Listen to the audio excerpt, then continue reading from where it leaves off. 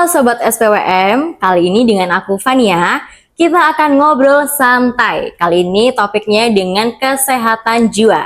Nah, kali ini kita udah kedatangan bintang tamu spesial, yaitu Nurse Yafet Pradikatama Prihanto. Halo Sobat SPWM. Gimana nih kabarnya Pak Yafet? Puji Tuhan baik. Puji Tuhan. Ya. Oke. Kali ini kan kita mau ngobrol-ngobrol santai aja nih Pak. Jangan tegang ya. Ya. Oke. Mungkin bisa perkenalan sedikit Pak tentang profilnya Pak Yafet. Baik. Ya, perkenalkan nama saya Yafet Pradikatama Prihanto MKep. Distrik Kespanti Waluyo ini saya ada Departemen Jiwa. Seperti itu Bu Fania. Baik, terima kasih. Jadi Pak Yafet ini memang sudah sejak lama bergerak di bidang keperawatan ya, dan khususnya keperawatan jiwa. Oke, kita mulai aja ya, Pak Yafet. Siap. Kalau menurut Bapak nih ya, dari sudut pandang yang bergerak di bidang keperawatan, apalagi kesehatan jiwa, sebenarnya kesehatan jiwa itu seperti apa sih Pak dalam keperawatan? Ya, baik. Kalau kita berbicara mengenai kesehatan jiwa, kita nggak bisa memisahkan itu dari kesehatan manusia secara menyeluruh. Ya. Jadi manusia dikatakan sehat kalau dia sehat secara biososial spiritualnya. Jadi apabila salah satu itu tidak sehat, maka belum bisa dikatakan manusia itu sehat. Ya, walaupun secara fisik sehat, tetapi secara jiwa dia tidak sehat, itu berarti sebenarnya dia belum sehat, belum bisa dikatakan 100% sehat. Nah, pengertian dari kesehatan jiwa sendiri itu adalah orang ini keadaan sejahtera di mana seseorang ini mampu mengenali diri sendiri, mampu beradaptasi terhadap stres, dan dia mau berkontribusi atau mau hidup berperan dalam masyarakat di sekitarnya. Itu pengertian menurut WHO 2022. Seperti itu. Oke, siap Pak. Seperti itu ya pengertiannya. Ya. Banyak kan yang berpikir kalau kesehatan jiwa itu erat kaitannya dengan gangguan mental, Pak. Ya. Nah, kalau dari menurut Pak Yafet sendiri itu seperti apa menyikapinya? Ya, kesehatan jiwa ya, seperti yang dijelaskan tadi bahwa kesehatan jiwa ini salah satu bagian dari kesehatan manusia secara seutuhnya. Jadi kalau di dalam pembagiannya itu ada 3 macam. Yang pertama adalah orang yang sehat jiwa. Sehat jiwa. Ya, yang kedua adalah orang dengan masalah kejiwaan atau ODMK disingkatnya. Kemudian yang ketiga adalah orang dengan gangguan jiwa atau ODGJ.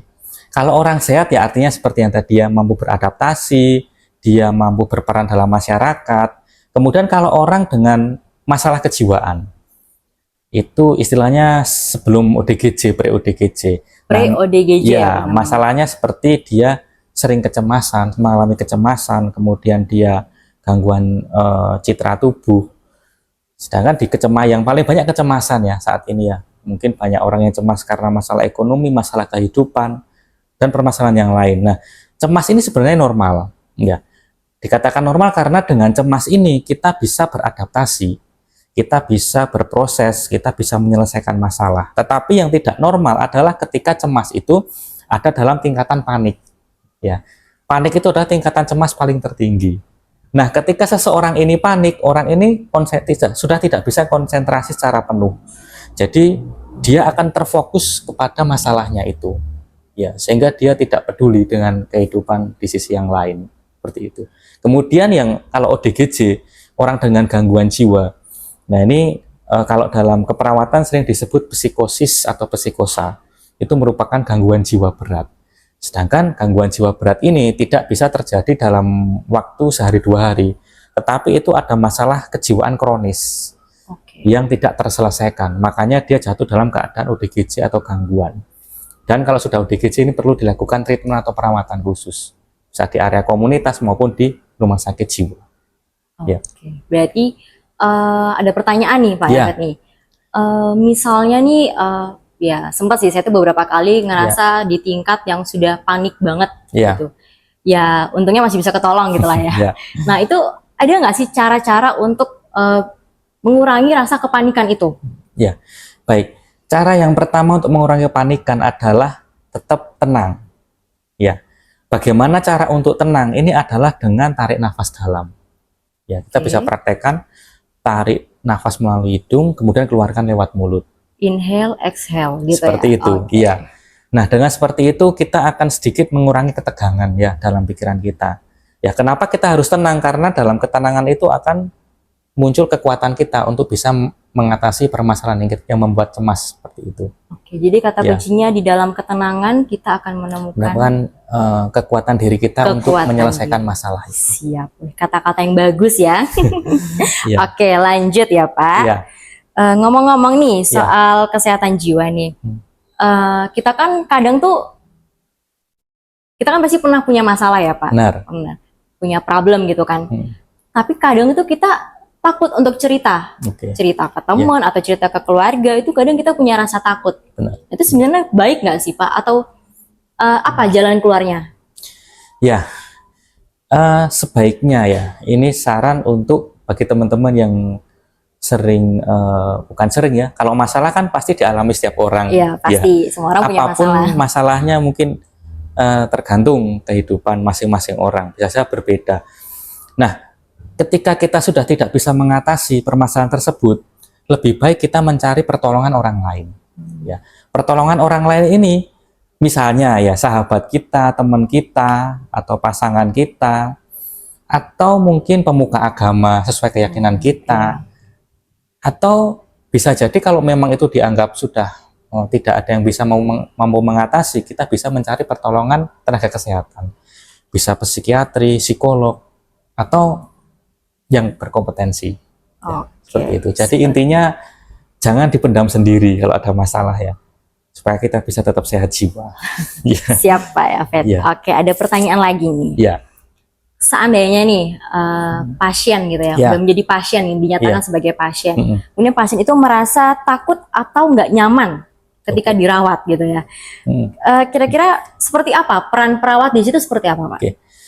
Baik, kalau bicara pasien di keperawatan jiwa berarti kita menganggap bahwa itu ODGJ. Iya, sudah masuk di tingkat ODGJ karena dinyatakan sebagai pasien. Kalau pasien ODGJ saya rasa sudah tidak ini ya, dia tidak bisa berpikir secara logis lagi. Yang namanya sakit gangguan jiwa, jiwanya sudah terganggu ya. Tapi yang kita soroti di sini adalah lebih ke keluarganya, yang kadang merasa tidak nyaman, merasa cemas, atau merasa bahkan mungkin malu dalam tanda kutip ya. Karena sekarang ini masih banyak stigma. Stigma itu anggapan negatif ya, yang berkembang di masyarakat bahwa kalau misalnya punya keluarga ODGJ, ini bisa jadi ini kutukan misalnya. Ini kutukan, ini sebuah penyakit, ini sebuah dalam tanda kutip aib ya. Ya karena masyarakat mungkin kurang pengetahuan ya. Betul. Jadi ini salah satu yang menyebabkan juga ODGJ yang telah dirawat terus dinyatakan sembuh pulang, tapi dia bisa relapse atau kembali itu karena lingkungannya tidak siap. Artinya di lingkungan itu dia masih dianggap sebagai ODGJ.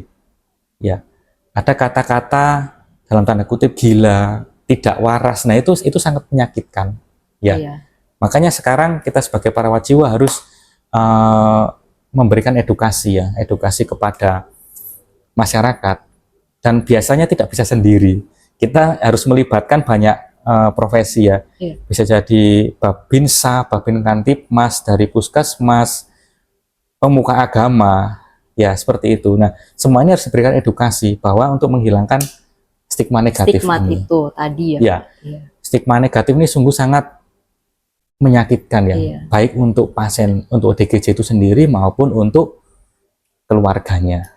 Ya. Berarti kan peran keluarga itu juga sangat penting ya, benar, Pak. Ikut andil sangat penting gitu kan, sangat besar gitu untuk terhadap proses kesembuhan gitu ya. Seperti itu.